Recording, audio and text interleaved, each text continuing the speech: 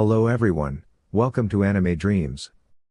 Today, we're diving into another exciting chapter of our fanfic series. What if female Naruto was reborn in steel and gold? Part 3. Before we begin, a quick disclaimer.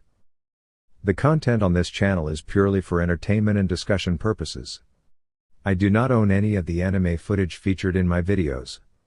All rights and credits go to the original creators and copyright holders. Without further ado, let's get started. Today felt different. Emma couldn't explain why, but something deep within her told her that everything in her family was about to change. It wasn't just because her two brothers, Edward and Alphonse, were growing frustrated with their lack of progress, or because it was their final day at school. No, this feeling ran deeper, like an invisible thread tying today to something monumental. At just 9 years old, Emma couldn't pinpoint what it was, but she knew this day would mark a turning point for their family. The heavy rain pouring down only added to the ominous atmosphere. Their small town hadn't experienced a downpour like this since the morning of their mother Trisha's passing. Despite the weather's weighty presence, Emma didn't feel fear. She wasn't like her brother Alphonse, who often saw the negative in such events, nor was she like Edward, who tackled challenges with sheer determination. Emma just knew, as certain as she knew herself, that today would change everything. "Emmy, why did you stop walking? We need to hurry up. It's not like you to just stand in the rain," Alphonse said, gently shaking her arm to bring her back to reality. She blinked, her gaze moving from Alphonse's concerned face to Edward's, whose expression mirrored his worry. For all his stubbornness, Edward cared deeply for her, a fact that warmed her heart even when his headstrong nature frustrated her. "I just have this strange feeling," Emma admitted, her voice thoughtful as they walked along the riverbank. "Like something big is going to happen today." Their conversation trailed off as they noticed a group of men rushing toward the river with sandbags in their arms. The rain's ferocity had clearly pushed the river to dangerous levels, and the townsfolk were scrambling to protect their homes. Emma, Edward, and Alphonse instinctively followed the path to the river, their curiosity pulling them off course. "Is there anything we can do to help?" Alphonse asked, looking to his siblings for guidance as they reached the riverbank. Emma frowned, thinking quickly. "Not easily," she admitted. "It's raining too hard. Drawing a transmutation circle would take time, and the chalk would wash away instantly." She hesitated, then added, "The only other option would be using blood." "Blood? Are you serious?" Edward exclaimed, his golden eyes wide with shock. Emma met his gaze evenly, unbothered by his reaction. "Do you have a better idea?" she challenged, crossing her arms. Edward opened his mouth to retort but quickly realized he didn't have an alternative solution. His silence was enough for Emma to feel a small victory. Still, her brother's hesitation reminded her of a deeper wish she often held.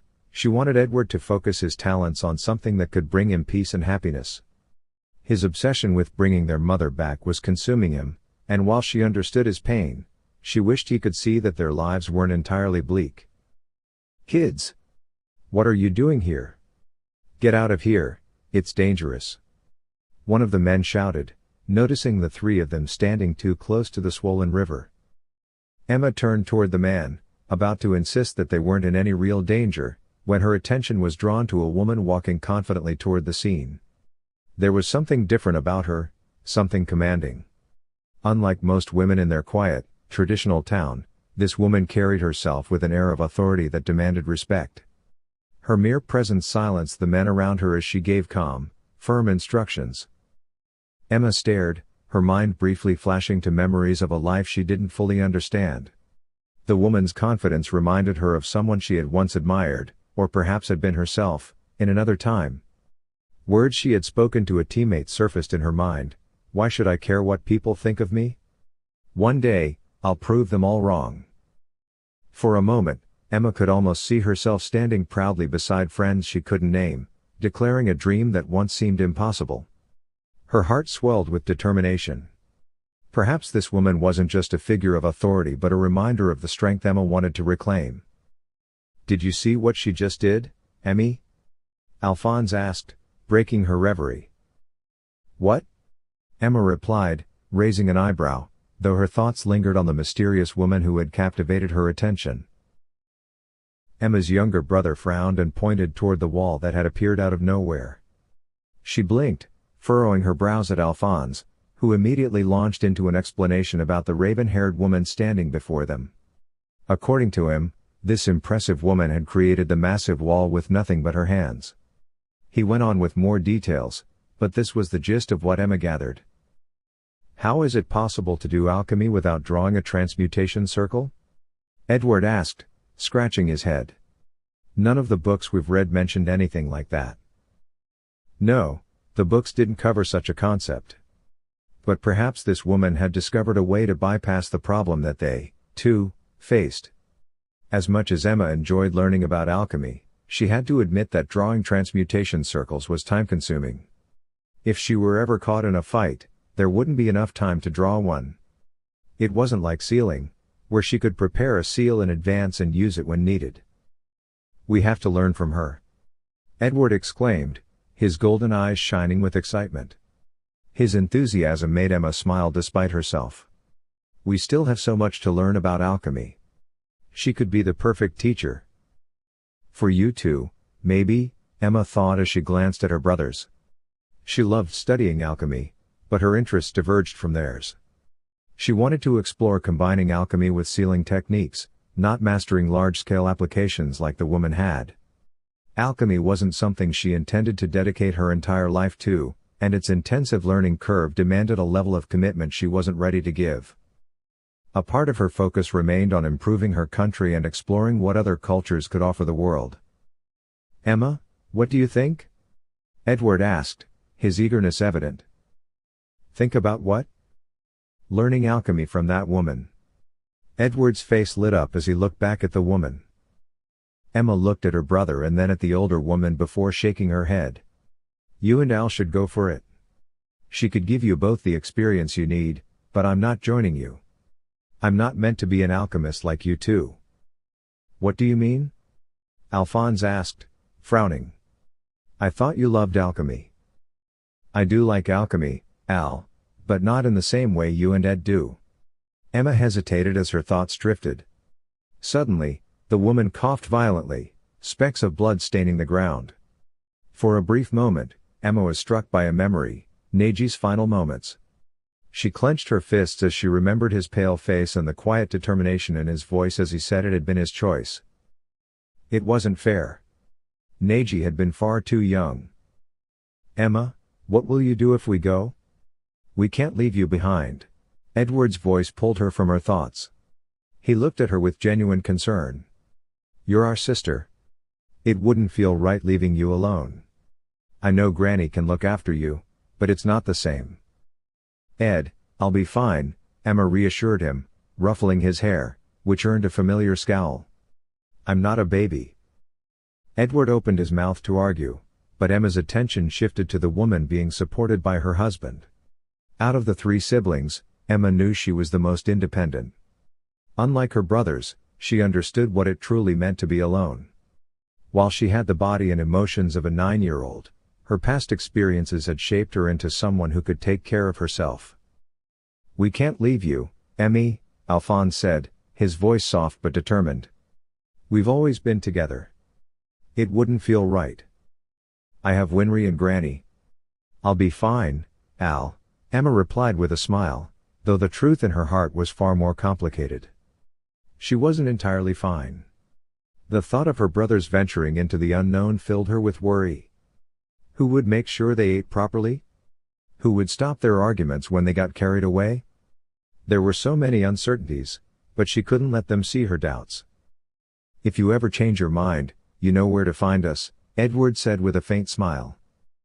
Emma knew she wouldn't change her mind, but she appreciated her brother's optimism. Meanwhile, Izumi opened her eyes, taking in the faces of the grateful people surrounding her. Her memory of recent events was hazy. She recalled using alchemy to create the massive wall that saved the village from the flood, introducing herself, and then the overwhelming exhaustion. She glanced at her husband, who remained calm despite the situation. Where are you from? One of the villagers asked hesitantly. "We're from Dublith," Izumi replied, forcing herself to sit up. "We were just passing through on a holiday. It's pure luck we happen to be here to help." "Even if it's luck, we owe you our gratitude," the villager said sincerely. Izumi gave a small nod, knowing the conversation would go no further. Helping others was simply her way, even if it often came at a personal cost. Izumi pressed her lips into a thin line, ignoring the men who showered her with praise for her alchemical prowess. Her eyes scanned the room, dismissing the bland, practiced smiles, until her gaze landed on a single, striking face. The whisker-like marks etched on the girl's cheeks were peculiar, reminiscent of the Arctic foxes Izumi once hunted to survive. Yet, unlike those foxes, Izumi instinctively knew this girl would be far more formidable to contend with.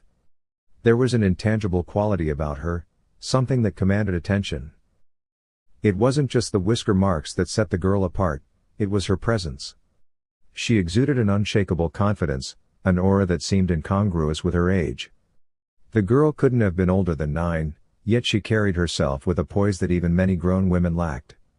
Her turquoise eyes gleamed, not only with intelligence but also with a wisdom far beyond her years.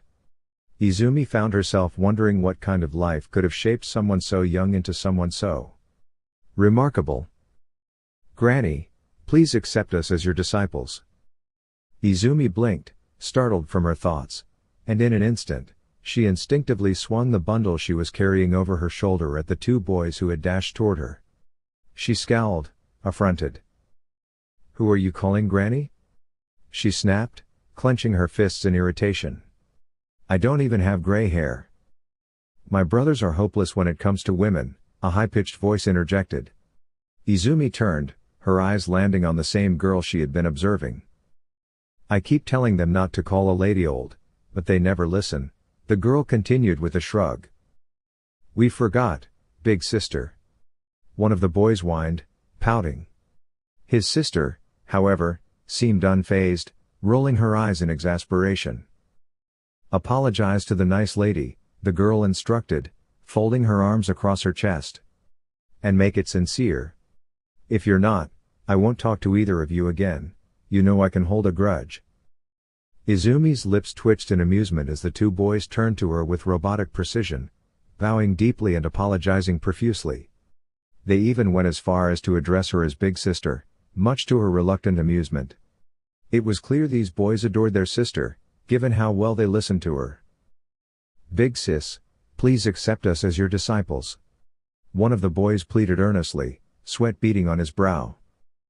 "And what brought on this sudden desire?" a frail voice asked, as an elderly woman stepped forward. "They've always been fascinated by alchemy, Granny," the girl explained before her brothers could respond. "Al, Ed, and I have been studying alchemy in secret. Unlike me, though, they're determined to delve deeper." "And what about you, Emma? Are you truly okay with your brothers leaving like this?" the old woman pressed, scrutinizing the girl. "Yes, I am," Emma replied without hesitation, her tone steady and resolute. Her conviction took Izumi by surprise. It was hard to imagine how a girl so young could be so composed about letting her brothers leave. Yet, a part of Izumi suspected Emma intended to follow them, it was unlikely she'd willingly part from them. However, this was not a decision for the girl to make. Surely their parents would object to such a bold proposal. "I haven't agreed to take on any disciples," Izumi interjected, drawing everyone's attention. "I don't take apprentices, and I'm returning to Dublith." The boys, undeterred, latched onto her sleeves, pleading with wide, imploring eyes. Izumi sighed inwardly. Why her? She wondered as the boys continued their entreaties. She glanced toward their sister, who was laughing at her brother's antics, clearly entertained. "Why do you even want to learn alchemy?" Izumi asked, halting their barrage of pleas. "Because we want to use it to make life better for others." Izumi sensed there was more to their story, but she wasn't particularly interested in the details. What puzzled her was their relentless determination to accompany her, and their sister's lack of insistence to join them. Curious, she voiced the one question that lingered in her mind. "Do your parents approve of this?" "Our mother is dead," Emma answered with a tight smile, the atmosphere growing somber. And our father abandoned us. We're orphans. But even if our mother were alive, she would have supported this because it would make my brothers happy. Izumi frowned, regretting her question. After a pause, she turned to Emma. And you? You said you've been studying alchemy with your brothers. Don't you want to learn more? The girl shook her head, her gaze drifting to the window before she replied with a small smile. Ms. Izumi, I love alchemy, but not the way my brothers do. If I came with you, it would be a waste of both our time, I wouldn't commit to it.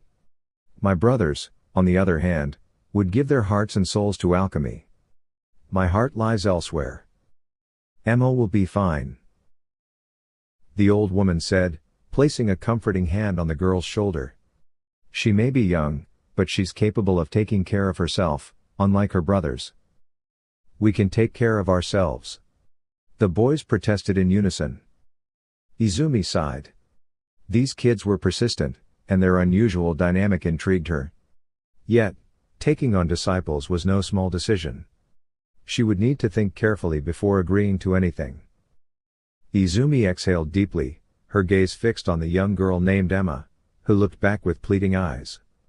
This child, in all but name, was an orphan, yet she selflessly prioritized her brothers over herself. What kind of child was she? No child should have to bear such burdens. Izumi wondered, not for the first time, if her own child would have been like Emma. Though years had passed since her baby was taken from her, and despite her desperate, futile attempt to bring the child back to life, she couldn't help but speculate about the kind of person her child might have become. Please, take care of them. Emma implored, bowing her head. If my brothers say or do anything foolish, you have my permission to punish them however you see fit. We're not babies. Edward protested immediately. Izumi raised an eyebrow. And who says I need your permission, or that I'm even taking them in? Because I'm their big sister, Emma declared, her voice firm. And I'll always worry about them. Besides, you will take them in because Ed and Al will pester you until you do. Also, you wouldn't want them thinking you're a hag, right? Who are you calling a hag? Izumi snapped, her irritation flaring. Despite the rather unconventional introduction, Izumi would later look back fondly on this moment. It would mark the first instance when she realized that Emma wasn't quite what others would eventually claim. In the years to come, Izumi would puzzle over why this girl, who so clearly loved her brothers, didn't stop them from leaving her behind. But for now, she simply concluded that Emma was just as much of a brat as her brothers. Got everything packed? Edward glanced up from his suitcase to see Emma standing in the doorway, arms crossed over her chest and a wide smile on her face. To anyone else, she might have appeared genuinely happy, but Edward knew better. That smile was just a mask, concealing the pain she felt as Alphonse and he prepared to leave. His eyes dropped to the photograph resting atop his belongings, a picture of the three of them smiling with their mother. Almost, Edward muttered, sitting on the edge of his bed. Emma raised an eyebrow, let her arms fall to her sides, and approached him. Her gaze flickered briefly to his mostly packed bag before she settled beside him. Her eyes lingered sadly on the photo. Want to lecture me about my packing choices? Edward asked dryly. You're old enough to figure out what to pack, Emma replied with a faint grin. I just wanted to see you before I checked on Al. If I don't, he'll probably try to stuff something unnecessary into his bag. Edward smirked. He'll be upset if you take anything away from him, though. And then he'll pout until you give in. You always give in to him. As if you don't, Emma shot back with a knowing look. Edward didn't bother arguing. Why deny the truth? His sister turned her attention to the window, her expression softening. We spoil him too much, don't we? It's hard to say no to him. Did they spoil Alphonse? Edward had never really considered it. Then again, such things didn't matter much to him. Maybe, when their mother returned, he'd start caring about how they indulged their younger brother. For now, though, his focus was on their training. Still, he wanted to savor these moments with Emma before they left for Dublin. Isn't it our job as older siblings to spoil him rotten? Edward remarked, staring out the window. Mum would have been upset if we ever made Al cry. That was you, Emma countered. I've never made our baby brother cry. What about the time you took his sweet? That doesn't count. It wasn't good for his health, Emma replied smugly. Being the responsible big sister, I confiscated it for his own good. But the sparkle in her eyes betrayed her amusement at the memory. If Edward recalled correctly, Alphonse had refused to speak to Emma for days, convinced that silent treatment would be the perfect punishment. Emma, however, hadn't been fazed in the slightest. That, in turn, frustrated Alphonse so much that he threw a tantrum.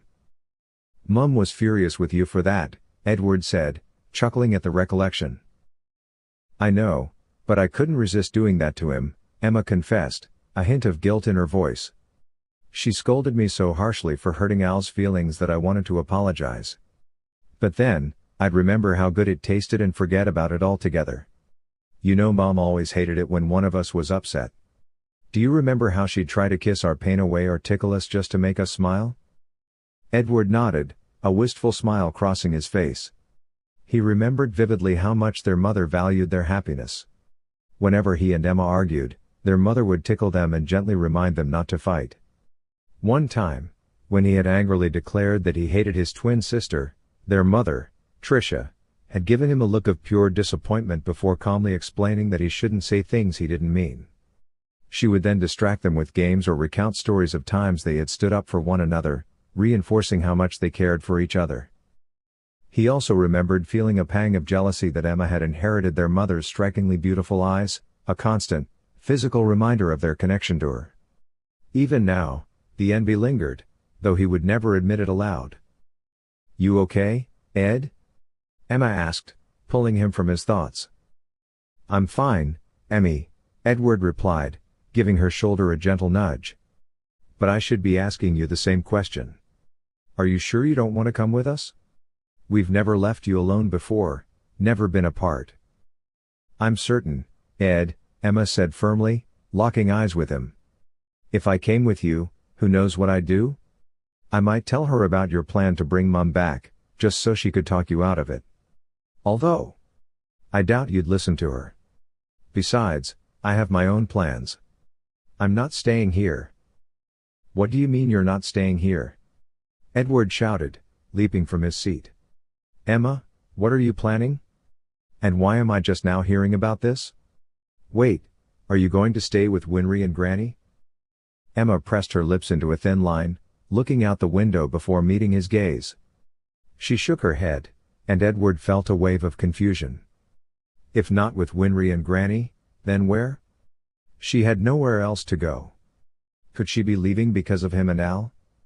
No, Emma was many things, but she wasn't the type to run away because of them. I'm going to travel for a while before joining the military, she admitted, her gaze falling to her hands. Edward opened his mouth to argue, but the sharp look she gave him made him think better of it. An annoyed Emma was not something he wanted to deal with. Ed, you know me. Do you really think I'd be happy staying here? I want to protect people. I want to change the world, and I can't do that from this town. I want to learn about other cultures too. If people could understand and tolerate one another's differences, maybe none of this would have happened in the first place. Edward's heart sank. Joining the military meant Emma could be sent far away, forced to fight, and possibly even take lives. Worse, there was a chance she might never come back. He had already lost their parents, he couldn't bear to lose her too. Yet, he couldn't ignore the light in her eyes whenever she talked about learning or exploring. I get it, Emmy, I really do, Edward said, clenching his fists. But I don't want you joining the military. We've already lost Mum, don't make Al and me lose you too. I don't want our family to end up like Winry's. I know there's a risk I could die, Emma replied calmly, meeting his gaze. But I'm not afraid of dying, Ed. It's peaceful, like falling into a deep sleep.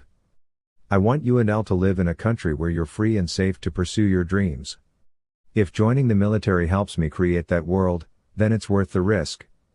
Don't worry about me dying. You're my little sister, Edward said quietly, his voice trembling. Of course I'm going to worry. I know we fight about my plans, but that doesn't change how much I care about you. I can't bear the thought of losing you and Al too. And you won't lose us, Emma said, swallowing hard. You know why? Because Al and I have the most overprotective big brother watching over us. I promise you, Ed, I'll come back. I have every reason to return, and that reason is you too. No matter what, I'll do everything in my power to come back in one piece. Edward couldn't help but believe her, especially when she spoke with such conviction. Does Granny know? No, but Winry does, Emma admitted. Edward felt a small pang of betrayal, knowing their best friend had been privy to her plans before he was. But enough about me. I need you to promise me something, Ed. What is it? Eat all your vegetables and drink your milk. Edward grimaced at the latter suggestion, earning a laugh from his sister.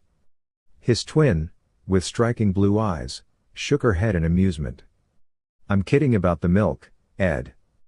But on a serious note, I need you to promise me something. Take care of Al, and don't do anything reckless or dangerous. I won't. You know I'm not one to act impulsively. Edward protested. She raised an eyebrow and sighed. Ed, the moment you said you wanted to bring Mom back was the moment I knew you'd do something risky. Edward opened his mouth to retort, but his sister cut him off before he could utter a word. Listen, I know you think you have this all figured out, but let me say it one more time, what you're planning is incredibly dangerous. No matter how you approach it, the cost will be significant. If it means bringing Mom back, then I'm willing to pay that price, he said with conviction. His sister pressed her lips into a thin line but didn't argue further.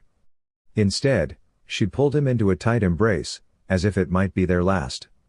Edward clung to the hope that once they succeeded in their goal, he could convince her to leave the military and return home. Maybe then, life could go back to the way it used to be. It wasn't until years later that Edward fully understood the weight of her warning, and how right she had been all along. Was it the right decision to let them go alone? Emma couldn't help but question herself as she waved goodbye to her brothers and their new teacher. Deep down, she knew it was better to let them go on their own rather than follow them. Her interests diverged from her brother's passion for alchemy, and she was aware that her presence might inadvertently disrupt their plans. If she accompanied them, she might reveal their intentions to their teacher, risking their trust. She didn't want them to feel betrayed, so she chose to stay behind. They'll be back soon, Winry said, pulling Emma from her thoughts. Yes, but I won't be here, Emma replied, her eyes fixed on the fading train. I don't know when I'll see them again, but I hope it's soon. We've never been apart before. We've always been together. You could go with them, Pinako suggested, her gaze following the trains passing by. Nothing's stopping you from traveling with them. If I went with them, I'd be overprotective to the point where they'd grow frustrated with me, Emma said softly, running her fingers through her hair. If I stayed by their side, I'd never let them grow up. I want them to grow, to learn from their mistakes, and to become independent. Though unspoken, Emma's deeper thoughts weighed heavily on her heart. I don't want them to rely on me forever. They need to learn to live without me. She refrained from voicing these feelings, knowing Pinako might disapprove. She could almost hear the old woman's imagined reprimand. How could you think that way? Pinako couldn't understand how much Emma had struggled before arriving at this decision. She wouldn't have considered letting them go if she didn't believe Edward and Alphonse were ready to pursue their ambitions, no matter how unconventional. Are you really planning to follow through with your idea? Pinako asked, her voice tinged with concern. The world beyond is harsh, Emma. While I know you're capable, I still think you should wait a little longer. Crossing the desert to reach Sing won't be easy. And don't forget the language barrier, not everyone there will understand our language. I can manage, Emma replied with a determined smile. Between Ed, Al, and me, I've always had the strongest aptitude for languages. I'll adapt. How many times had her brothers come to her for help? While Emma might not have matched their brilliance in science or math, language was her domain, where she truly excelled. Perhaps it was the lingering influence of memories from her previous life, particularly those tied to Naruto, that underscored the value of communication for her. She understood, better than most, the power of words. How many conflicts in her past life had been resolved through careful negotiation and persuasive dialogue? It was this conviction that drove her relentless pursuit of mastering languages. It's one thing to master our own language, Emma, but it's entirely another to master the language of the people of Sing, Pinako remarked, her lips pressed into a thin line. They don't use letters like we do. Their writing relies on characters, and their language is so fundamentally different from ours that we share no common vocabulary. Did they think she would go into this unprepared?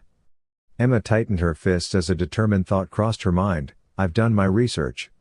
From what she had learned, the language of Sing bore similarities to the one spoken in the elemental nations from her past life, while there were noticeable differences.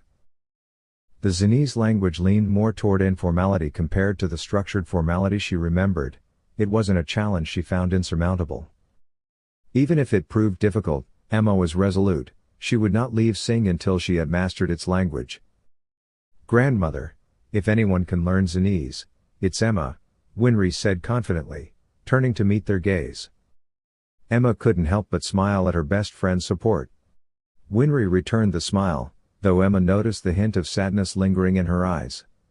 She knew Winry wished she would stay here with her and Pinako, but staying was not an option. With her brothers gone, there was no longer a compelling reason to remain. Yes, Winry was her closest friend, but it wouldn't be the same. She would no longer hear Edward and Alphonse exchanging whispered ideas about how to bring their mother back. She wouldn't wake to the sound of Alphonse bounding into her room, eager to get her out of bed. No, leaving was the right choice. Are you planning to visit before you join the military and after you return from Sing, or not? Pinako asked, her tone sharp as she eyed the young girl. Emma grinned confidently. Of course, Granny. I wouldn't let you forget my face. Besides, I'll bring you plenty of gifts from crossing. There's no way I won't work while I'm there. Pinako raised an eyebrow skeptically. And who, pray tell, is going to hire a 9-year-old? You haven't mastered alchemy, and only scoundrels would employ a child. Emma stifled a smirk. Who says I'm going to work looking like this? Or that I'll be working in a conventional way? She wanted to voice the retort, but she knew Pinako would demand a full explanation. Despite not being an alchemist, the old woman was far too clever to miss the implications of such a statement.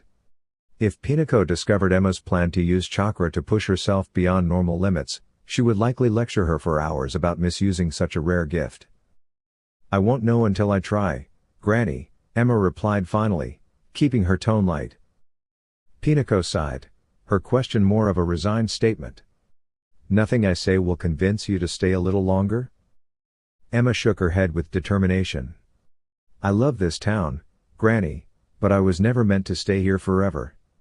I've always felt restless, wondering what the world beyond these borders is like. I can't see myself becoming a housewife like mother or an alchemist like father. At some point, I realized that I'm meant to be a soldier.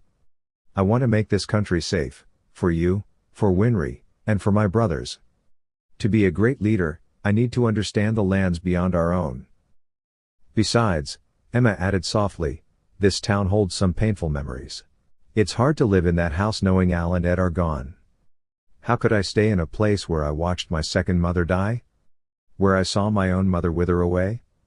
I still find myself expecting to hear Trisha call out to me.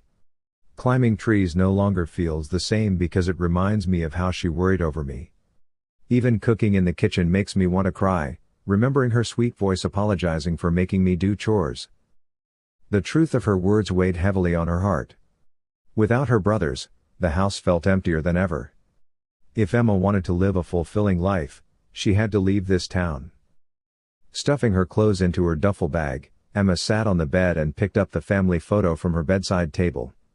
She smiled bitterly at the memory of Edward's tantrum when she refused to let him burn the photo, the only one they had of their father. He had pleaded, argued, and even threatened to run away if she didn't let him destroy it. But Emma had stood her ground. Even now, she couldn't regret it. The image, with their father crying as he held them close, was proof of his existence and his love for their mother. Despite his absence, that moment captured in the photo reminded Emma that he had cared. There had to be a reason for his disappearance, a reason that convinced him he was a monster. "Edward thinks Mother would have tried harder if you'd come back home," Emma murmured, staring at the photo. "He believes you abandoned us." "Abandoned her? He hates talking about you and refuses to remember the good things you did for us. I wish I could blame you the way he does. I wish I could say it's your fault my brothers had that insane idea to bring her back. But I can't. I remember too much." She sighed deeply, knowing these words would never reach her father. Speaking them out loud changed nothing, just as Naruto's drawings of his parents never changed the fact that he didn't know what they looked like. Shaking off the thought, Emma carefully wrapped the photo in cloth and tucked it into her bag. She turned to her drawer, retrieving a needle from her pocket. Pricking her thumb, she let a few drops of blood fall into the storage seal she had prepared years ago. She carefully packed several journals, leaving 2 aside. Emma opened one of the journals, its pink cover standing out against the rest of her belongings. She took a deep breath, tracing her fingers over the pages. This journal was too important to leave unprotected. It was proof of who she was and a reminder of the life she once lived. It was a record of a truth few could comprehend, that life could begin anew, and every action in the present shaped the future. One day, she vowed, she would share her story with the world. But first, she had to make a name for herself. "If no one thinks you're eccentric," Kurama remarked as the blonde woman unrolled one of the scrolls she had purchased from the Sing merchants. "Do you think anyone will believe that you lived 1,000 years ago? Those people are driven by logic and science. Your brother, for example, is determined to resurrect your mother through scientific means. If he finds out about your past life, he'll dismiss it as nonsense, claiming it's scientifically impossible." "I never said I would write a biography," Emma replied, carefully tracing a seal onto the scroll. "I'm turning it into a fictional story and changing the names. Well, except for my original one." She paused, thinking about her brother's obsession with science. "My brother believes that everything can be explained logically. He thinks the human body is simple. The only reason he followed his master's teachings is to better understand transmutation. If he ever learns about my previous life, he'll relentlessly demand explanations." "Do you really think he'll believe you were some kind of saint in your past life?" Kurama mused as she infused chakra into the seal. "You were incredibly forgiving, like when you chose to forgive that Uchiha despite the terrible things he did to you. Or when you befriended Gaara, even though he had nearly killed your comrades. Most people wouldn't have done what you did. And you even made peace with me, considering I played a role in the loss of your parents." "I don't think he'll believe me unless he finds irrefutable evidence," Emma replied as she picked up the second book from her bedside. "I forgave Sasuke because he meant everything to me, but I now realize how unhealthy that relationship was. I've learned enough to understand that certain relationships can be harmful. However, I would have forgiven Edward or Alphonse if they had tried to kill me. I understood Gaara because, without my friends, I could have become like him. Our bond was built on mutual understanding. As for you, I learned that you too were a victim of circumstance. You were passed around like an object. It wasn't right." Kurama scoffed at her words. "I suppose that's true, but if I had to choose, you'd be my favorite container. If given the choice between being trapped in a pot or being stuck with you, I'd choose you." Emma smiled warmly at the compliment. It was one of the kindest things Kurama had ever said to her, especially considering how the fox had felt about her 1,000 years ago. Back then, the choice might have been different. She distinctly remembered the moment Truth had offered Kurama a choice, to move on or remain with her. The fox had chosen her, and she was deeply grateful for that decision. "I choose to stay with you because I don't want to face the prospect of growing up," Kurama added with a tone of reluctant sincerity. Emma thought to herself, "Liar," but smiled fondly as she placed her book into her bag. It was clear that Kurama had chosen to stay because he valued her presence. For that, she would always be thankful. The fox had been her reminder that she wasn't always Emma Elric. Whenever she doubted her sanity, Kurama was there to remind her of her purpose. She cherished the fox's companionship deeply. As she gazed at the vast desert before her, memories flooded back. When her work had become overwhelming, Naruto would insist on a holiday, and she would often visit Gaara. The red-haired man never complained, merely offering her favorite drink and listening patiently as she vented about her troubles. "This is as far as I can take you, kid," the young man accompanying her remarked, breaking her reverie. "If you're truly going through with this, I wish you the best of luck." Emma turned to face him, noting that he seemed to hesitate. She was aware that if it weren't for her savings, he would never have agreed to take her this far.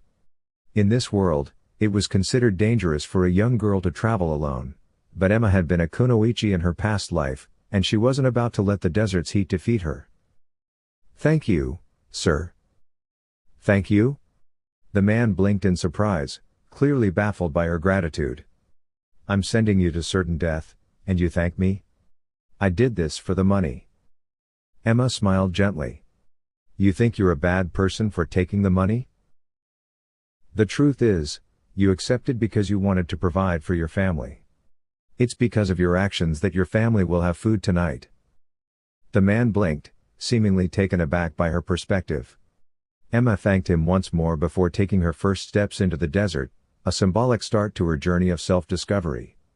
It was time for her to understand the true nature of the world. Was it the lack of empathy that fueled conflict, or was it simply the pursuit of power?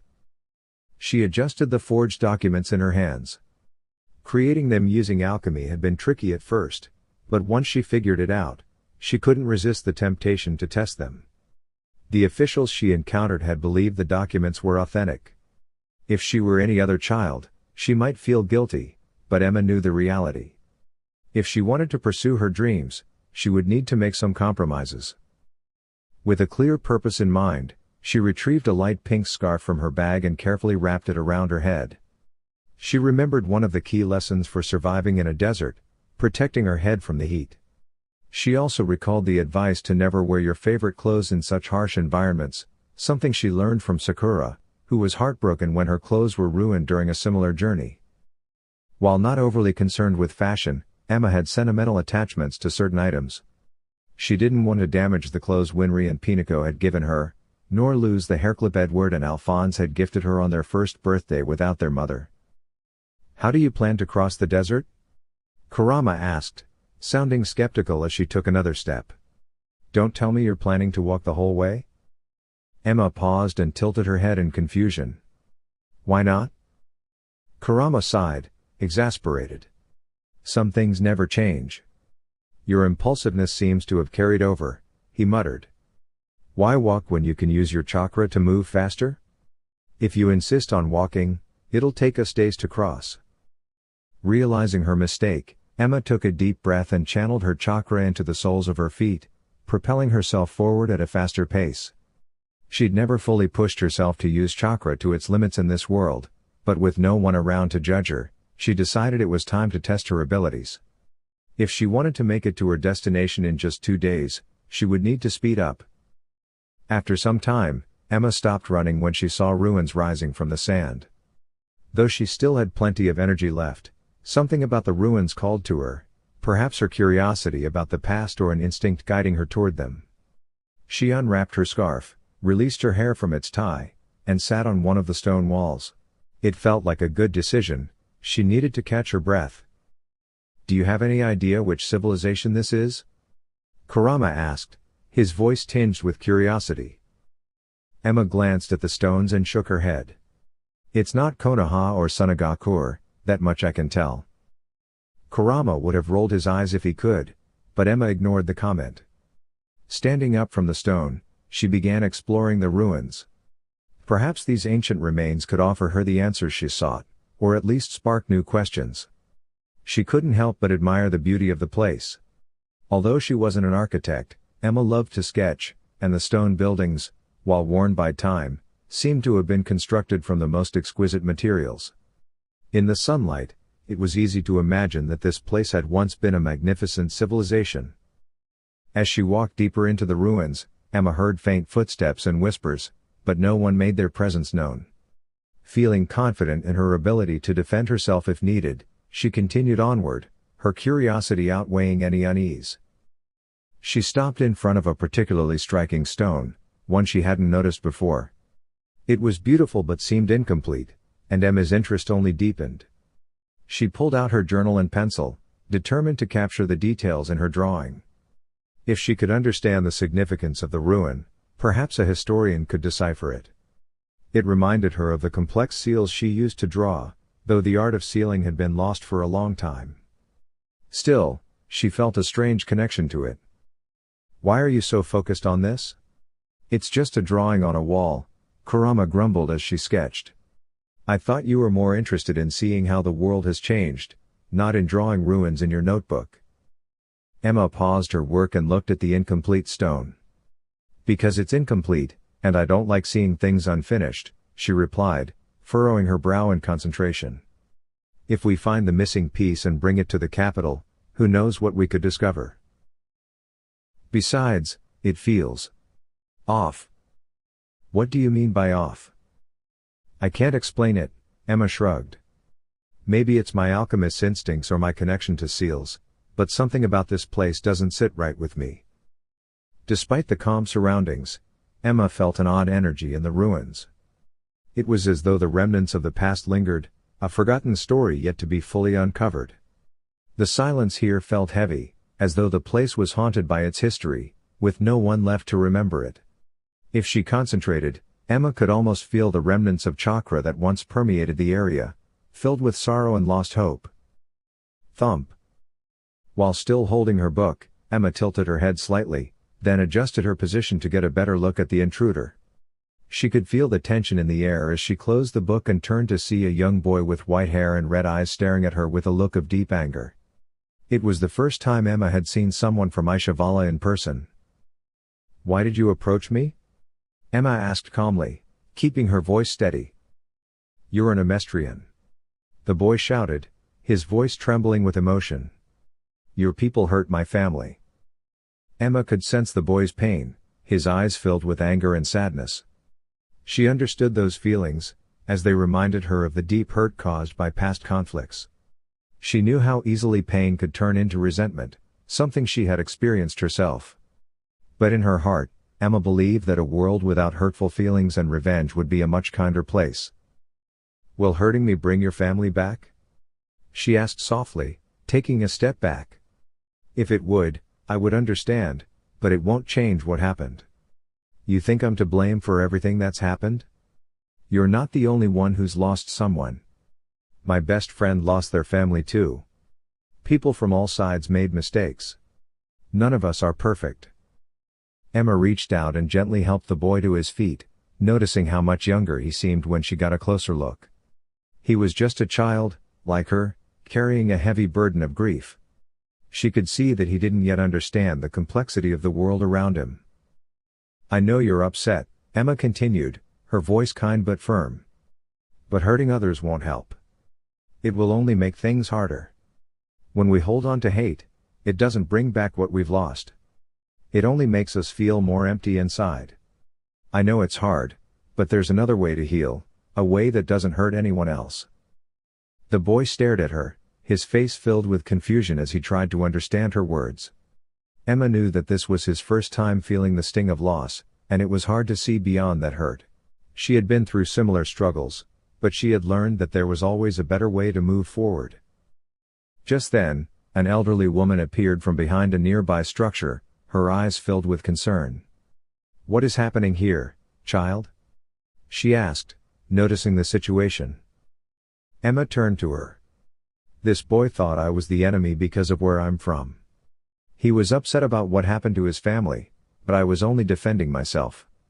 Now that you're here, I hope you can help him." The old woman approached the boy, her voice gentle yet stern. "You shouldn't act out in anger. It only brings more trouble. You don't know her, and she didn't do anything wrong. You've been taught to hurt others, but that only makes things worse." Emma nodded. "It's true. I know you're hurting, but hurting me won't make you feel better. The people who made the decisions that hurt your family didn't listen to reason. If they had, things might have been different. But we have to find a better way to solve problems, together, without hurting anyone." The old woman looked at Emma thoughtfully before turning back to the boy. You've been through so much, but remember that revenge won't heal your pain. You need to find peace in your heart, not anger. Emma offered a gentle smile, understanding the boy's confusion. I know it's not easy, but you don't have to carry this burden alone. There are others who can help, people who want to make things right. The elderly woman gave Emma a kind smile as well. You're too young to be traveling alone, especially in such a dangerous world. But you have a good heart, child. I can see that. Emma sighed quietly, looking ahead. She still had a long journey to make, and the path ahead was uncertain, but she knew that finding a peaceful solution was the only way forward. Emma glanced at the bowl of stew in her hands, her gaze shifting to the warm smiles of the Ashavalan people around her. These people were kind, she thought to herself, her eyes briefly meeting the elderly woman sitting next to her. How many would offer a stranger, especially someone from a nation that had once harmed their own, a place to stay and food to eat? Not many would do that. But then, hadn't she always tried to help others, even when it meant sacrificing her own comfort? She thought of her past life, how she couldn't bring herself to hurt even those who had wronged her deeply. She had found peace, even with Obito, the man who had caused her so much pain. She had learned that anger only made things worse. Maybe these people understood that as well. How's the food? The elderly woman's voice brought Emma back from her thoughts. Emma smiled warmly. It's delicious. I haven't tasted anything this good in a long time.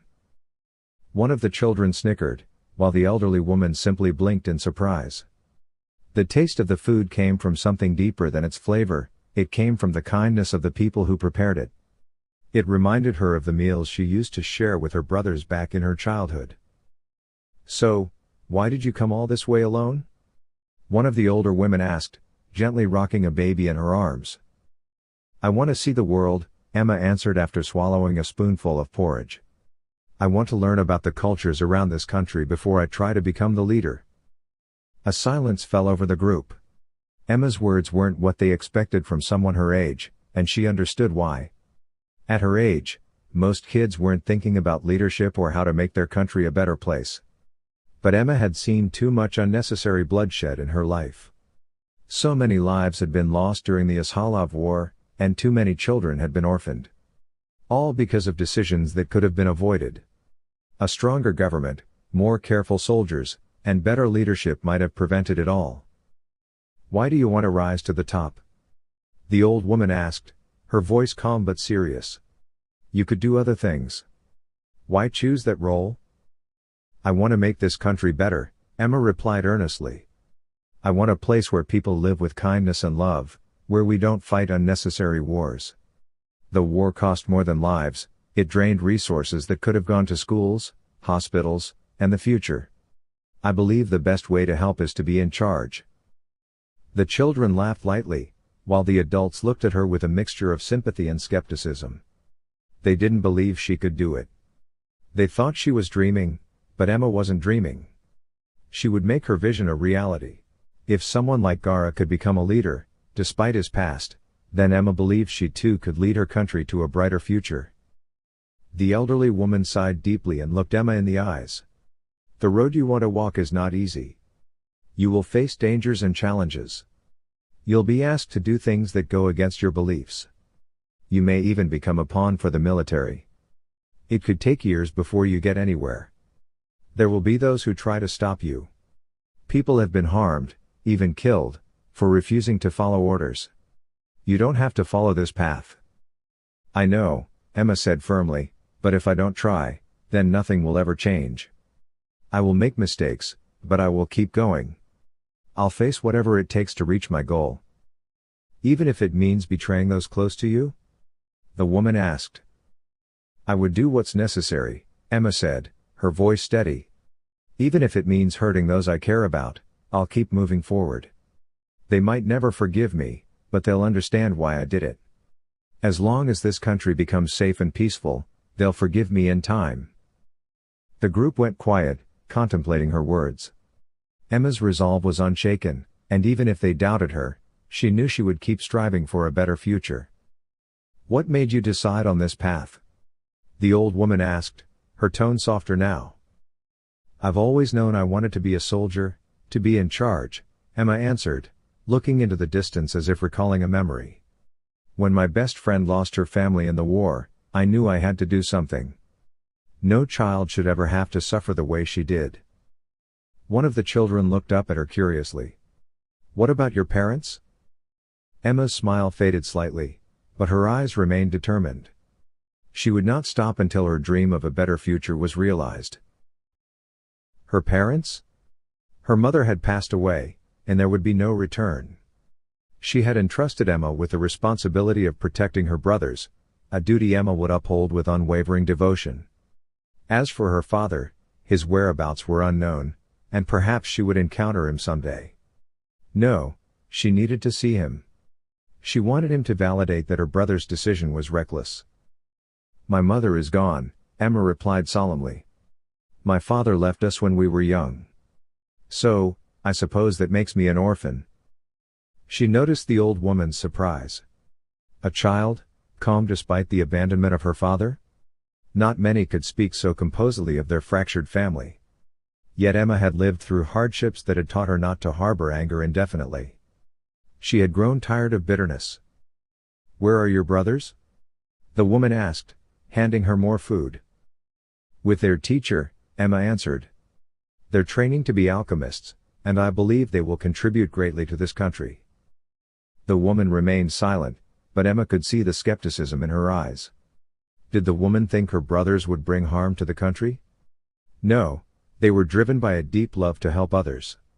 Emma knew this because despite the pain of their past, her brothers had shown nothing but compassion. How many times had Alphonse forgiven those who mocked him for his intelligence? How often had Edward accepted the teasing about his height? Emma had once forced him to end an argument with some bullies, though he would have continued trying to make peace. They loved this country, and Emma was certain that one day they would find the key to improving it. Why didn't you go with them? The old woman asked, concern in her voice. Why didn't their master insist that you accompany them? You're too young to be on your own. It was a question Emma had been asked countless times. Granny had asked it. Winry had demanded answers. The townsfolk questioned her, too. They assumed her protective nature meant she could never leave her brothers. True, she loved them deeply, but they were following different paths now. Letting go now was better than when the separation would be even more painful. I love my brothers. I'd do anything for them, even fight for them, Emma admitted. The old woman blinked in surprise. But they're pursuing something I can't accept. If I went with them, I would be fighting a losing battle. They never listened to me. I also worry. If I joined them, I'd become a burden. How many times had they argued over this reckless plan of theirs? She had ended up seeking refuge at Winry's house more than once because of their stubbornness. She knew, if they continued fighting, they'd say things they couldn't take back. If she told Edward how foolish she thought his plan was, he would never forgive her. And Emma did not want to be the one to crush his hopes. They would never get sick of you, a teen chimed in, smiling at her. Emma blinked, and the boy continued, pulling his brother into a playful headlock. My brother and I fight over the smallest things. He's only a year younger, but he acts like our mom. You think I'm tired of him? No way. Siblings argue, but it doesn't mean we're done with each other. And how many times did it get you into trouble? Another teen teased. 3 times. 50. The younger teen laughed, but the older one refused to let the matter drop. Emma couldn't help but smile at their antics, which reminded her of her own arguments with Edward. She would threaten to make him eat only milk for lunch, and he'd retaliate by offering her all his vegetables. The little games they played made her feel closer to him, even when they didn't see eye to eye. If you and your brother argue the way those two do, I'm sure they miss you terribly, the old woman said gently. Emma blinked at her in surprise. Those two may fight, but they care deeply for each other. When I first found the older boy, he was crying. He thought he'd lost his brother in the war, and he wanted to seek revenge. But he stopped himself because he knew that's not what his brother would have wanted. They've been inseparable ever since. Losing someone you love can do that, Emma replied softly, understanding all too well. The bond she shared with Edward and Alphonse was born from a shared fear of losing one another again. It was why Edward was so protective of her, like when he'd punched the boy who had mocked her for her whisker marks. She appreciated it, but she had yelled at him later. She could take care of herself. "Are you truly planning to leave in the middle of the night?" Kurama questioned, his voice laced with concern as Emma wrote a note in the tent that had been provided to her. She scowled at the fox, not wanting to acknowledge her discomfort at leaving without a proper farewell. However, she knew that the elderly woman would insist on sending her off if given the chance, and Emma couldn't bear the thought of her wasting any more resources on her. "Didn't I once say that rules are made to be broken?" Emma replied sarcastically, securing the pale orange ribbon that Alphonse had gifted her for her last birthday. She didn't need a lecture from Kurama. Staying here was no longer beneficial to her journey. As a leader, she needed to see the world and make decisions that would ultimately benefit everyone. It wasn't right for her to hold people back simply because they worried about her. She could make it on her own, faster than they ever could. "When you say those words, I can't help but think that you've remained unchanged. You haven't forgotten who you are," Kurama remarked thoughtfully. Emma froze at his words. What did he mean by that? She was still Emma Elric and Naruto Uzumaki. Just because she wasn't reckless anymore didn't mean she had forgotten who she was. The memories of her past life were never far from her, constantly reminding her of the person she'd been. The loneliness she'd felt in that life hadn't faded, and neither had her passion for life or her desire to protect those she loved. But one thing had changed: she was no longer naive. Naruto had believed that the world's problems could be solved once the war ended. She had believed that if her teammates returned, they could finally begin to heal and move forward. But that was foolish. She had never considered the consequences of their actions, never understood just how toxic her relationships with Sasuke and Sakura had been. "Why are you thinking about this now?" Kurama asked. Her brothers. If her brothers were in the same situation, if they had a team like hers, what would she feel if they were treated the way she had been? The thought angered her. Abuse should never be tolerated. Being manipulated emotionally for someone else's selfish desires was unforgivable. If Winry had hurt Edward, to the point of death, Emma knew her brothers would be crazy to keep loving her. She couldn't accept that for them. Maybe Gaara and Shikamaru were right. She could be foolish at times. Shaking her head, she slipped on her shoes and quietly zipped her tent. She ran a hand over her dry lips, wrapped her hair in the pink scarf, and gazed out at the sea of tents. People had lost everything in the war, their homes, their families. It was all the government's fault. Where was the money going? Emma thought, clenching her fists. What was the Fuhrer thinking? Her anger flared, and she recalled the image of the furious boy. The money should be spent on orphanages and hospitals, not the military. The country was sick, and Emma was going to find the root cause. She swore on the lives of the fallen that she would eradicate it. With that determination, she placed her bag down, opened it, and retrieved a scroll. After biting her thumb to draw blood, she activated the seal and summoned her art tools, a gift from Winry. Kage Bunshin no Jutsu. She called out with a smile as her clones appeared, ready to help. She nodded, giving them instructions to begin painting the ruins. When she had been Naruto, she had used her talents to grab attention, driven by a desire for recognition. Back then, she had been selfish, thinking only of herself. She never considered using her art to help others. Naruto never thought about using her abilities for the greater good. But Emma was different. Closing her eyes, she began to paint the ruins with the images of the people who had shown kindness. These individuals might not have thought much of their actions, but to Emma, it was significant. She wanted to immortalize their kindness. She wanted them to know they were valued, far more than what the government believed. She wanted to remind the world that kindness still existed. What better way to do so than through art?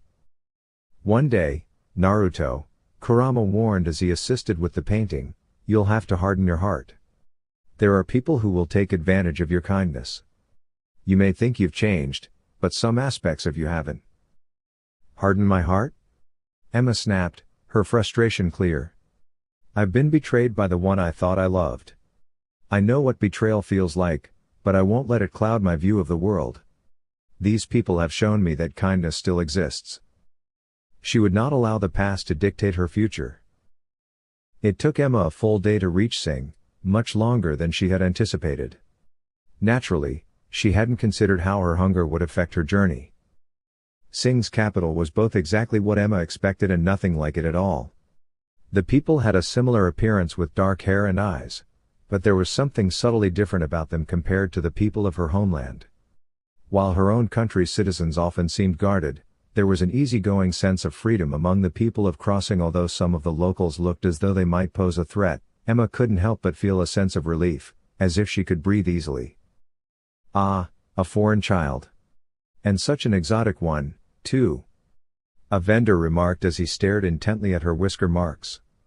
Emma furrowed her brow, a slight twitch of irritation crossing her face. While she didn't fully understand his words, she grasped the unsettling tone behind them. His gaze made her uncomfortable, and she was acutely aware of his intent. She remained unfazed, crossing her arms and continuing to walk past him. If he attempted anything, she would make him regret it. She may have appeared like a child, but her past experiences were not so easily forgotten. With her chakra and knowledge of alchemy, she had many ways to defend herself. And if necessary, she knew exactly where to strike to disable him.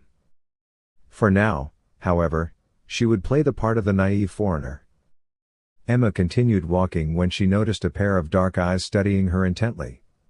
She blinked, then, remembering her manners, she turned and apologized, just as her mother had always instructed.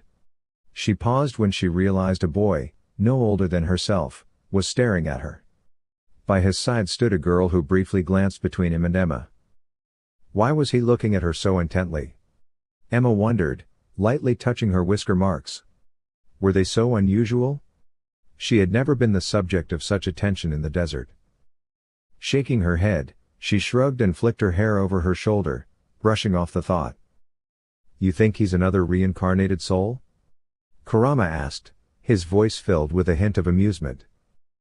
Emma snorted softly. Maybe, but he doesn't resemble anyone from my past life. Reincarnated souls usually retain some traits from their former selves, but he doesn't seem to have that. At least not in a way I can recognize. Yeah, you definitely stand out, Kurama teased. Emma rolled her eyes but didn't respond. Instead, she kept her attention focused on the people around her, smiling at those who stared and whispered amongst themselves. She couldn't help but feel that, in this moment, the curiosity in their gazes was far less hostile than it had been in her past life. Then, she heard footsteps behind her. Someone was following her. Was it the boy, or the creepy vendor? She scanned her surroundings and spotted a dark alley nearby. As a girl, it would be reckless to enter such a place, but Emma wasn't just any girl. In her past life, women in dangerous situations often fell victim to violence. But Emma was prepared. She smiled at the people around her and swiftly darted into the alley. Spinning around, she lashed out with a precise kick, sending the pursuer crashing into the wall. She glared at the man slumped on the ground, her anger flaring. Though part of her wanted to punish him more severely, she knew it wouldn't truly teach him a lesson. Killing him would be satisfying but pointless. He might have a family who depended on him, and despite his actions, she could not ignore that fact. Wow, she really hit him hard. A voice remarked. Emma turned to see the boy from before standing at the entrance of the alley. His companion was nowhere to be seen. His smile was playful, and his eyes twinkled with curiosity. You know I can hear you, right? Emma said, her tone dry. And why are you following me? Did you think I needed saving? The boy's eyes widened in realization. So, you understand our language. I thought you did, though your speech seems a bit old-fashioned. He glanced at the man on the ground and then back at Emma. But why would I need to save you? You clearly can protect yourself. Then why follow me? Emma asked, raising an eyebrow. The boy shrugged nonchalantly. You look interesting. It's rare to see someone from Amestris, especially a kid like you. What brings you here? Interesting? Emma couldn't fathom what made her so intriguing. But before she could ask further, the boy spoke again. Has Amestris finally decided to learn our language? Emma blinked in confusion. I don't know. I never thought about it. Then how do you speak the old language? Emma hesitated, a smile tugging at her lips. I taught myself. The boy's gaze flickered between her and her whisker marks, a smirk forming on his lips. Work for me. What? Emma exclaimed in disbelief. The boy grinned widely. You don't have any money, do you? Your clothes say it all. Even if you did, it wouldn't be enough to get by. But you're a great fighter, and I can tell from your instincts that you'd make an excellent bodyguard. Bodyguard? Emma was incredulous. Why would I protect you? And how do you know my language? The boy's grin widened. Because I'm a prince. And I'm going to become emperor one day. And so, Emma found herself caught in the web of a certain annoying prince named Ling. Why is there a foreigner in your presence, your highness? And where is Fan? Emma's lips twitched at the overt disrespect from one of the guards, who didn't even bother to look away from her whisker marks. Why had she agreed to work for this prince again? It was the money. She had no currency from this region, no place to stay. Besides, the prince had made a compelling argument about her lack of resources here. The real issue, however, was the job itself. She would essentially be acting as a bodyguard for a prince who loved to roam. Emma will be my bodyguard, Ling replied, smiling widely at the incredulous guard. The guard's gaze shifted from her to the prince and back again, no doubt questioning the prince's sanity at the thought of a young girl protecting him. To be fair, she did appear fragile, not exactly the picture of a bodyguard. And I don't know where Fan is. You wandered off from her again, didn't you? The guard shouted. Your Highness, how many times has your mother warned you about this? With your older brother blind, you are the only one in the clan with a chance to become emperor. You cannot just roam freely. What if one of your siblings intended harm? Emma noticed the prince tense at the mention of his older brother. Blind? What was wrong with having a blind prince? Was his life any less valuable because of it? Did his mother not value having a son alive? But perhaps the blind prince's condition reflected poorly on the emperor's favor. They certainly had strange customs, as she remembered. My half-siblings are too clever to kill me in the streets, the prince declared. And I have Emma here to protect me, along with Lan Fan. The guard narrowed his eyes, inspecting her once more before looking back at the prince with a shake of his head. No doubt, he was questioning the prince's judgment in trusting such a delicate girl to guard him. Frankly, the prince seemed to have lost his mind. If she didn't need the money so badly, she would never agree to this task, especially when he had an army of capable protectors at his disposal.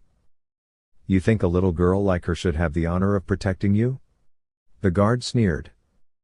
This little girl will kick your ass if you keep talking as though I don't understand every word you say, Emma growled, stomping her foot. I don't appreciate people talking about me behind my back.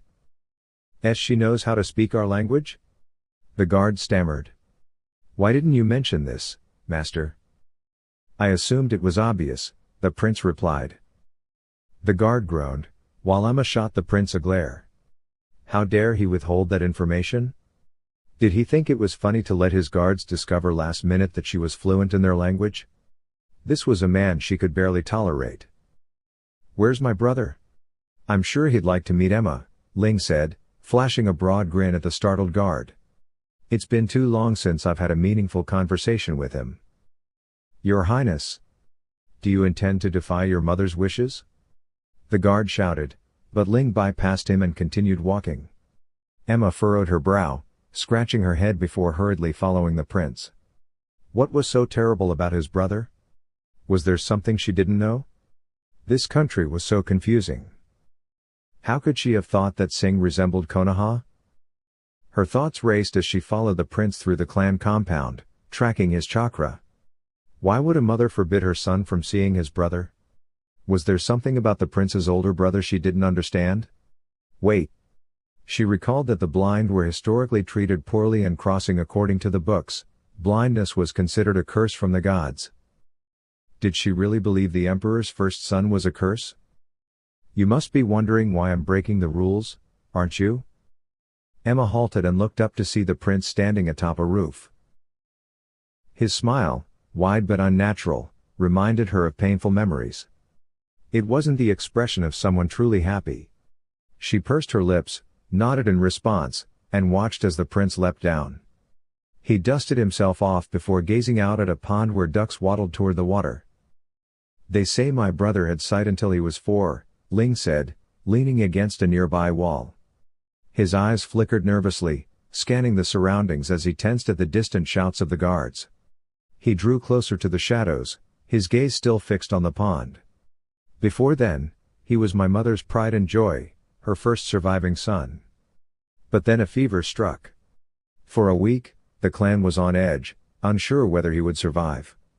They say my mother went to the temple to pray for him, while my father grew angry. The fever eventually broke. But his sight was gone.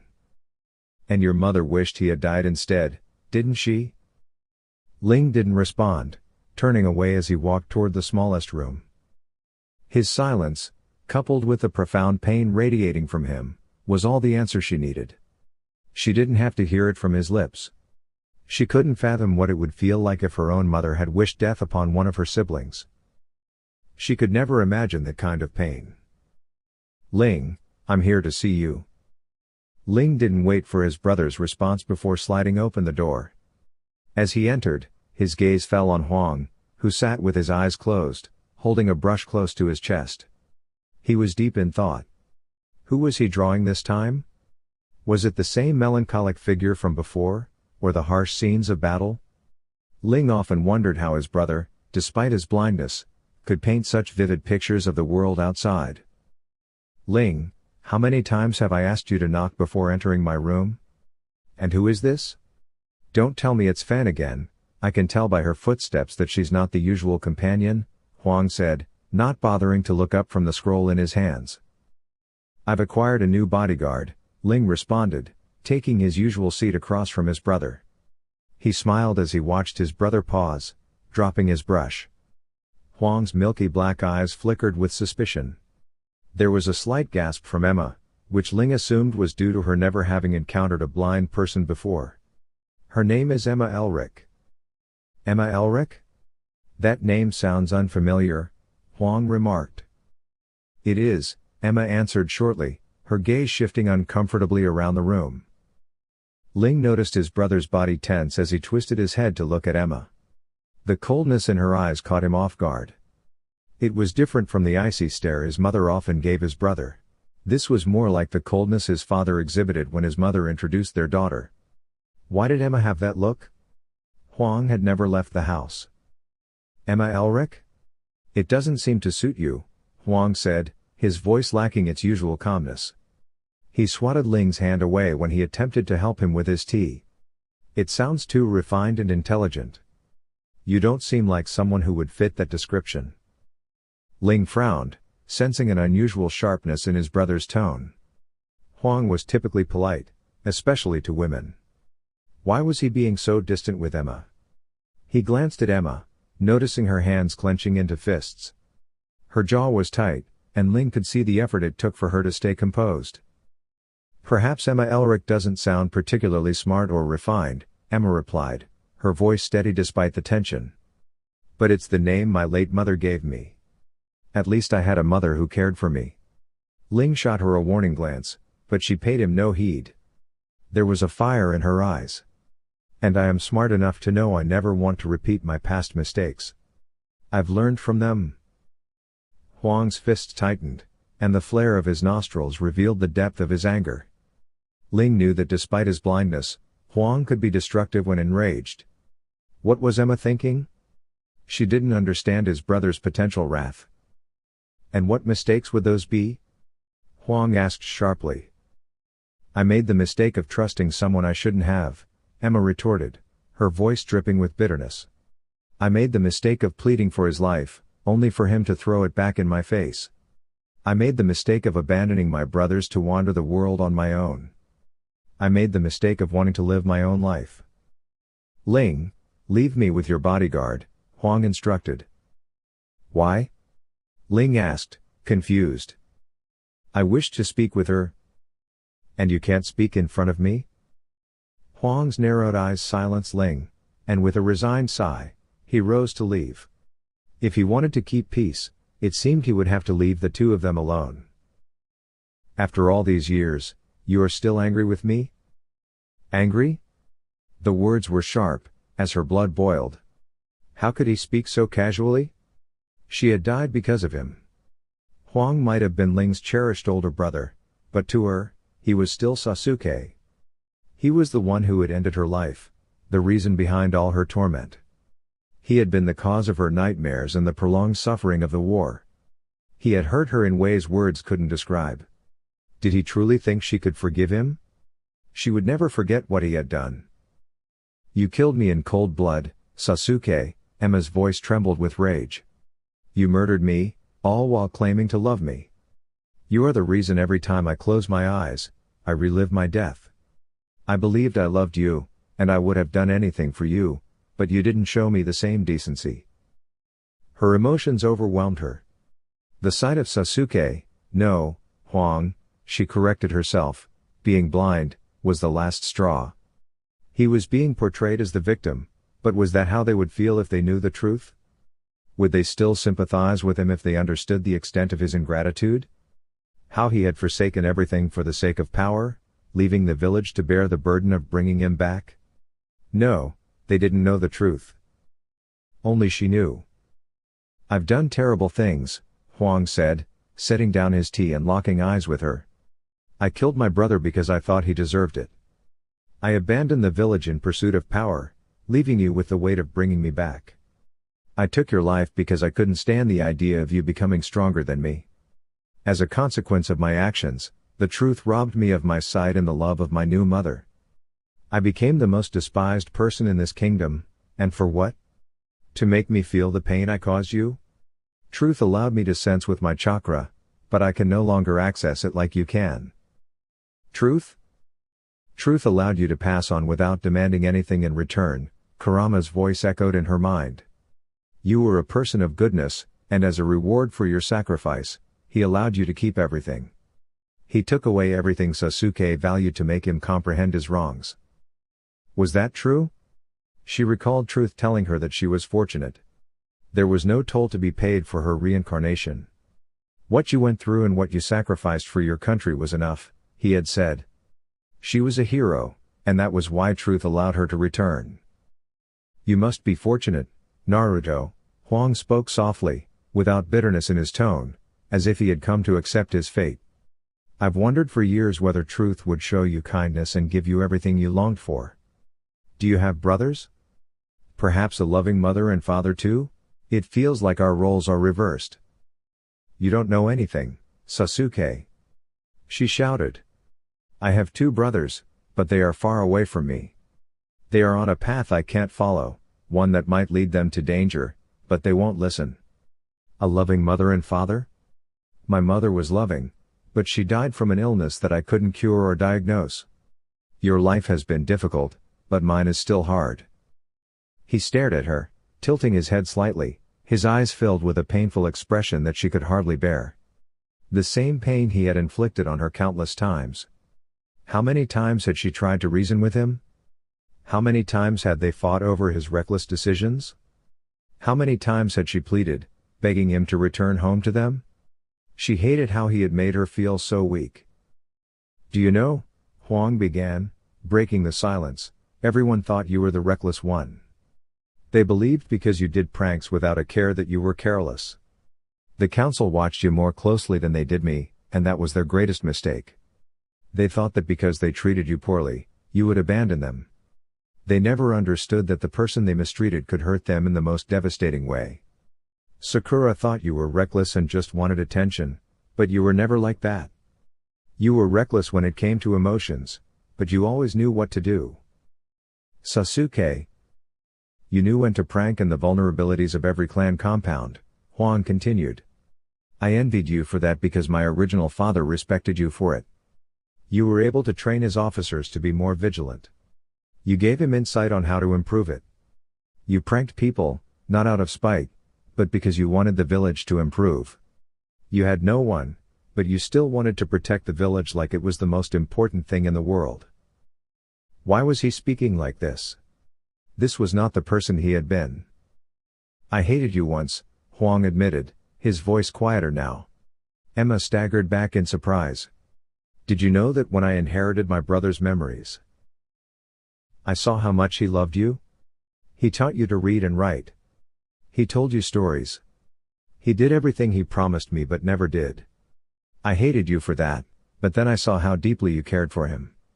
I understand now why it hurt you when you discovered that my brother became a rogue ninja. What are you trying to say? I always wondered if your feelings were for me or if they were for my brother, Emma said, her eyes blinking slowly. I noticed how your face would light up when you saw him. I paid attention to everything. Which is why I asked you, if we had the chance to live, would you have been in a relationship with me? She sought the answer to her unresolved question. I cared for Itachi, but not in the way you assumed, Emma whispered. He was like an older brother to me. He did things for me that no one else had ever done. If you had seen his memories, you would know that he always spoke about you. If you had asked me this question a few years ago, I might have said that I would have been in a relationship with you. And now? He asked, his voice tinged with curiosity. You betrayed me, Emma whispered, her voice soft but firm. You took advantage of my feelings, making me doubt myself when all I wanted was to feel good about who I am. We fought over the smallest things. You never truly thought about me. Now that I have found my place with my brothers, I ask myself if I would have wanted them to be in that kind of relationship. And what did you decide? I would tell them it wasn't worth it, she said, meeting his gaze directly. I refuse to support a relationship that is toxic. I've witnessed what real love looks like, and I want that for myself. I want to be with someone who encourages me to become the best version of myself. Being with you would have done the opposite. You constantly put me down. Sakura might have accepted that, and Naruto might not have understood, but I can't. Are you not Naruto Uzumaki? He questioned. I am Emma Alric, too, she declared. I aim to become the Führer, and a leader must always make wise choices. Being in a harmful relationship is never one of them. You think I would be that harmful? You haven't changed, she said firmly. You've been trying to manipulate me into returning to you, but I won't fall for it. I would rather let go than go back to that. I deserve better than you, he said, his words sharp. With that, Emma turned and walked away, leaving him deep in thought, searching for clarity. Dear YouTube family, that wraps up this segment. I truly hope it was enjoyable and worth your time. Thank you for sticking with me and tuning in. Best regards. Anime Dreams.